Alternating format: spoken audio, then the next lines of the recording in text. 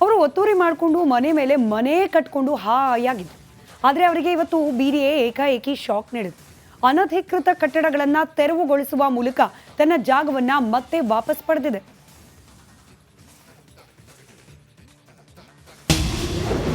IT ಸಿಟಿಯಲ್ಲಿ ಜೆಸಿಬಿಗಳ ಸದ್ದು, ಬೆಚ್ಚಿ ಬಿದ್ದ ಜನ. ಮುಖ್ಯ ರಸ್ತೆ ಬದಿಯಲ್ಲಿದ್ದ ಕಟ್ಟಡಗಳೆಲ್ಲ ಬುಡೇಸ್.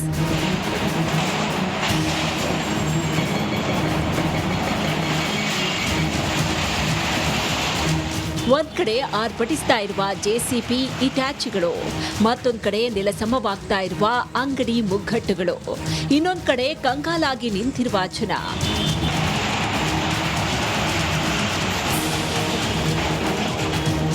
ಅಷ್ಟಕ್ಕೂ ಈ ದೃಶ್ಯ ಕಂಡು ಬಂದಿದ್ದು ನಾಗರಬಾವಿ ಸರ್ಕಲ್ನ ಮುಖ್ಯ ರಸ್ತೆಯಲ್ಲೇ. ಪೊಲೀಸರ ಭದ್ರತೆಯೊಂದಿಗೆ ಬಿಡಿಎ ವ್ಯಾಪ್ತಿಯ 30 ಗುಂಟೆ ಜಾಗವನ್ನ ಸ್ವಾಧೀನಪಡಿಸಿಕೊಳ್ಳಲಾಗಿದೆ.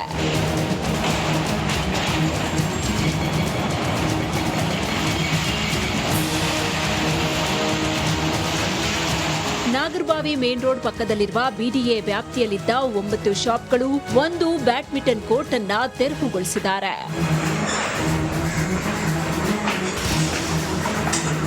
ಈಗಾಗಲೇ ಬಿಟಿಎಂ ಬಡಾವಣೆಯ 42 ಕೋಟಿ ಮೌಲ್ಯದ ಆಸ್ತಿಯನ್ನ ವಶಪಡಿಸಿಕೊಂಡಿತ್ತು. ಇದೀಗ ನಾಗರಬಾವಿಯಲ್ಲಿ 60 ಕೋಟಿ ಮೌಲ್ಯದ 30 ಗುಂಟೆ ಜಾಗವನ್ನ ಬಿಡಿಎ ವಶಪಡಿಸಿಕೊಳ್ಳುವುದಕ್ಕೆ ಕಾರ್ಯಾಚರಣೆಯನ್ನ ಮುಂದುವರೆಸಿದೆ.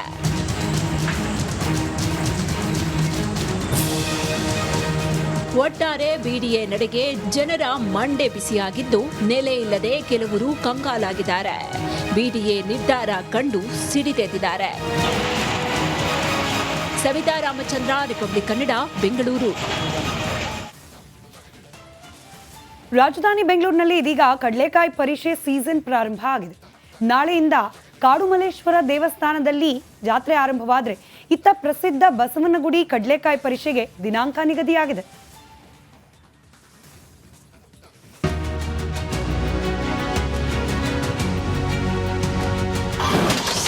ಬಸವನಗುಡಿ ಕಡಲೆಕಾಯಿ ಪರಿಷೆಗೆ ಡೇಟ್ ಫಿಕ್ಸ್.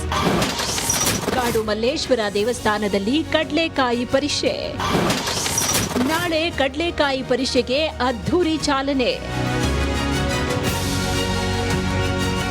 ಕಾರ್ತಿಕ ಮಾಸದ ಕೊನೆಯ ಸೋಮವಾರ ಬಸವನಗುಡಿಯಲ್ಲಿ ಹಬ್ಬದ ಸಡಗರ ಮೂಡಲಿದೆ. ಬೀದಿ ಬೀದಿಗಳಲ್ಲಿ ರಾಶಿ ರಾಶಿ ಕಡಲೆಕಾಯಿ ಹಾಕೊಂಡು ರೈತರು, ವ್ಯಾಪಾರಿಗಳು ಮಾರಾಟ ಮಾಡ್ತಾರೆ. ಈ ಸಮಯದಲ್ಲಿ ರಸ್ತೆಯ ಯಾವ ಕಡೆಯೂ ಜಾಗವಿಲ್ಲದಂತೆ ಜನಜಾತ್ರೆ ನೆರೆದಿರುತ್ತೆ. ಹೌದು, ಪ್ರಖ್ಯಾತ ಬಸವನಗುಡಿ ಕಡಲೆಕಾಯಿ ಪರಿಷೆ ನವೆಂಬರ್ 25 ಮತ್ತು ನವೆಂಬರ್ 26ರಂದು ನಡೆಯಲಿದೆ.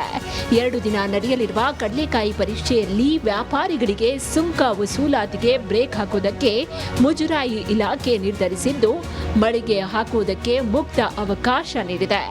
ಯಾವುದೇ ಧರ್ಮದವರು ವ್ಯಾಪಾರ ಮಾಡಬಹುದು ಅಂತ ಸಚಿವ ರಾಮಲಿಂಗಾರೆಡ್ಡಿ ಹೇಳಿದರು. ಮತ್ತು ಹಿಂದೆ ಎಲ್ಲ ಅಂಗಡಿಗಳಿಗೆ ಹಣ ತಗೊಳ್ತಾ ಇದ್ರು. ಈ ಸಲ ಯಾವುದೇ ಹಣ ತಗೋಬಾರ್ದು ಅಂಗಡಿಯವ್ರ ಹತ್ರ ಅಂತ ಸ್ಪಷ್ಟವಾಗಿ ಹೇಳ್ಬಿಟ್ಟಿದ್ವಿ. 0 ಈ ಸಲ. ಯಾರು ಬೇಕಾದ್ರೂ ವ್ಯಾಪಾರ ಮಾಡ್ಬೋದು. ಯಾರು ಲಾಸ್ಟ್ ಟೈಮ್ ಯಾರೋ ಟೆಂಡರ್ ಹಾಕಿದ್ರು, ಅದನ್ನು ಈ ಸಲ ಟೆಂಡರ್ ಕರಿಬಾರ್ದು ಅಂತ ಆಗಿದೆ. ಇತ್ತ ಕಾಡುಮಲ್ಲೇಶ್ವರ ದೇವಸ್ಥಾನದಲ್ಲಿ ನಾಳೆಯಿಂದ ಕಡಲೆಕಾಯಿ ಪರಿಷೆ ಆರಂಭವಾಗಲಿದೆ. 4 ದಿನ ಕಡಲೆಕಾಯಿ ಪರಿಷೆ ನಡೆಯಲಿದ್ದು, ಮಾಜಿ ಕೇಂದ್ರ ಸಚಿವ ವೀರಪ್ಪ ಮೊಯ್ಲಿ ಪರಿಷೆಯನ್ನ ಉದ್ಘಾಟನೆ ಮಾಡಲಿದ್ದಾರೆ. ಪ್ಲಾಸ್ಟಿಕ್ ಮುಕ್ತ ಪರಿಷೆ ಮಾಡಿ ಪರಿಸರವನ್ನ ಕಾಪಾಡಿ ಅಂತ ಮುಜರಾಯಿ ಸಚಿವರು ಮನವಿ ಮಾಡಿದ್ದು, ಸಾರ್ವಜನಿಕರು ಸಹಕರಿಸಬೇಕಾಗಿದೆ. Vinay Hiremath, metro bureau, Republic Kannada. ಅವರೆಲ್ಲ ಸ್ವಂತ ಮನೆಯ ಕನಸು ಕಂಡವರು. ಆದರೆ ಆ ಕನಸಿನ ಮೇಲೆ ಅದು ಯಾರು ಕಣ್ಬಿತ್ತೋ ಏನೋ ಈಗ ಜನ ಕಣ್ಣೀರು ಹಾಕ್ತಿದ್ದಾರೆ. ಸಮಸ್ಯೆಗೆ ಪರಿಹಾರ ಸಿಕ್ಕೇ ಇರಲಿಲ್ಲ. ರಿಪಬ್ಲಿಕ್ ಕನ್ನಡ ವರದಿ ಬೆನ್ನಲ್ಲೇ ಬಿಗ್ ರಿಲೀಫ್ ಸಿಕ್ಕಂತಾಗಿದೆ.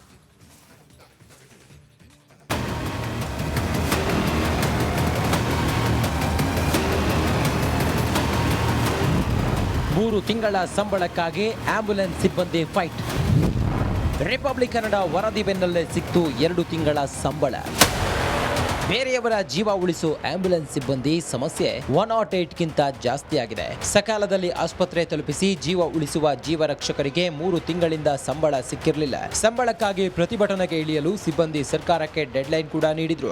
ನವೆಂಬರ್ 26ರ ರಾತ್ರಿವರೆಗೆ ಸರ್ಕಾರಕ್ಕೆ ಡೆಡ್ಲೈನ್ ನೀಡಿದ್ರು. ಅಷ್ಟರೊಳಗೆ ಸಂಬಳ ನೀಡಬೇಕು, ಇಲ್ವಾದ್ರೆ ಪ್ರತಿಭಟನೆ ಮಾಡೋದಾಗಿ ಎಚ್ಚರಿಸಿದ್ರು. 3,500 ಜನ 108 ಆಂಬ್ಯುಲೆನ್ಸ್ ಸೇವೆಯಲ್ಲಿ ತೊಡಗಿದ್ದಾರೆ. ಆದ್ರೆ 3 ತಿಂಗಳಿಂದ ಈ ಸಿಬ್ಬಂದಿಗೆ ಸಂಬಳ ನೀಡಿಲ್ಲ. ಸಂಬಳ ಕೊಡಬೇಕಾದ EMRI ಗ್ರೀನ್ ಹೆಲ್ತ್ ಸಂಸ್ಥೆ ಕಳ್ಳಾಟವಾಡ್ತಿತ್ತು. ಈ ಬಗ್ಗೆ ನಿಮ್ಮ ರಿಪಬ್ಲಿಕ್ ಕನ್ನಡ ವರದಿ ಮಾಡಿತ್ತು. ಇದರ ಬೆನ್ನಲ್ಲೇ ಎಚ್ಚೆತ್ತು 2 ತಿಂಗಳ ಸಂಬಳ ನೀಡಲು EMRI ಗ್ರೀನ್ ಹೆಲ್ತ್ ಸಂಸ್ಥೆ ಒಪ್ಪಿಕೊಂಡಿದೆ.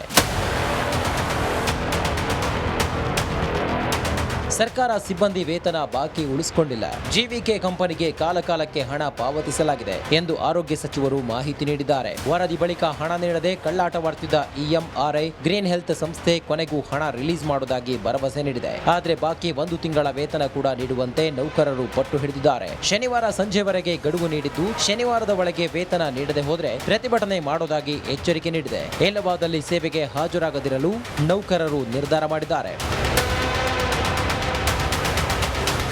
ದೀಪ್ತಿ ತೊಳ್ಪಾಡಿ, ರಿಪಬ್ಲಿಕ್ ಕನ್ನಡ, ಬೆಂಗಳೂರು. ಅವರು ಮನೆ ಕೆಲಸಕ್ಕೆ ಅಂತ ಸೇರ್ಕೊಳ್ತಾರೆ. ಬಳಿಕ ಉಂಡ ಮನೆಗೆ ದ್ರೋಹ ಬಗ್ದು ಮನೆಯಲ್ಲಿದ್ದ ಚಿನ್ನಾಭರಣ ದೋಚಿ ಎಸ್ಕೇಪ್ ಆಗ್ತಾರೆ. ಆ ಗ್ಯಾಂಗ್ ಯಾವುದು ಅಂತೀರಾ? ನೀವೇ ನೋಡಿ.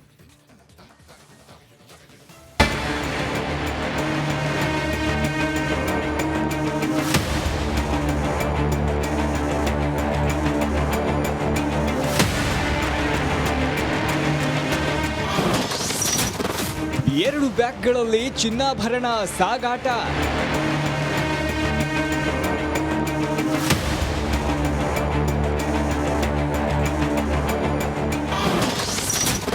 ನೇಪಾಳಿ ಕಳ್ಳರ ಕೈಚಳಕ ಸಿಸಿಟಿವಿಯಲ್ಲಿ ಸೆರೆ.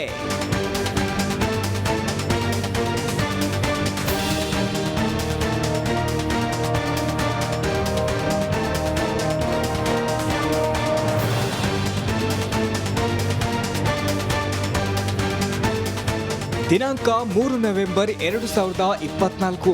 ಸಮಯ ಬೆಳಗ್ಗೆ 3 ಗಂಟೆ 27 ನಿಮಿಷ. ಇದು ಸಿಸಿಟಿವಿ ಡೇಟ್ ಅಂಡ್ ಟೈಮಿಂಗ್.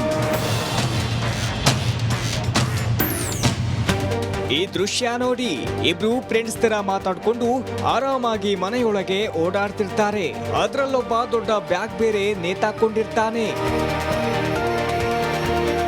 ಹೌದು, ಬೆಂಗಳೂರಿನ ವಿಜಯನಗರದಲ್ಲಿ ಜುವೆಲರ್ಸ್ ಮಾಲೀಕ ಸುರೇಂದ್ರ ಕುಮಾರ್ ಜೈನ್ ಮನೆಯಲ್ಲಿ ನವೆಂಬರ್ 3ನೇ ತಾರೀಕು ತಡರಾತ್ರಿ ಕಳ್ಳರು ಕೈಚಳಕ ತೋರಿಸಿದ್ರು. ಆ ದೃಶ್ಯ ಸಿಸಿಟಿವಿಯಲ್ಲಿ ಸೆರೆಯಾಗಿದೆ.